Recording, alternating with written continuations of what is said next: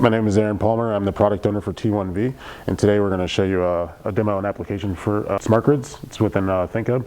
It's part of one of our Canvas alignment tools. So just to give you an idea, it's just a way to organize the canvas cleanly that goes along with some of our other features like SmartGrids. So in order to get to it, you just go to the menu, go to Canvas Tools, hit the SmartGrids option.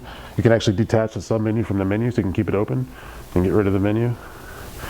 And then what happens is you can just create a grid, a single grid, a 2x2, 3x3, or a 4x4. Now you can adjust the line spacing within a grid and the grids, and you actually can auto hide the grid. So what happens with the auto hide, if I hit this, it's set to a timer, so after 15 seconds, the grids will fade off the canvas. But I'm gonna keep them on just for the demo.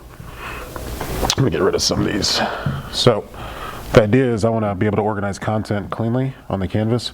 So I'm just going to demo this with a couple of 4K pictures. And what happens is when I drop them into the grid, they will pop in automatically and readjust size to fit the grid.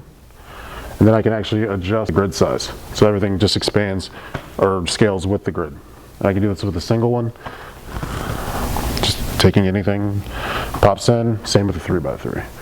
And you can actually use any application outside of groups on the canvas. So I want to do sketches, browsers, whatever I want to do. I can pop those in to a grid. Just as easy as that. So it's a really nice tool to organize the canvas, especially if you're doing a presentation. If you just want to show a bunch of different web browsers, a bunch of different pictures, just all on the canvas at one time. And then if you don't want to keep the grids open, you can actually delete them, and all that content will stay in place. And then, like I said, you can auto hide the grids, so they're still there, but you don't actually see them. And then as soon as you touch them, they'll come back to the foreground. So that, in a nutshell, is SmartGrids.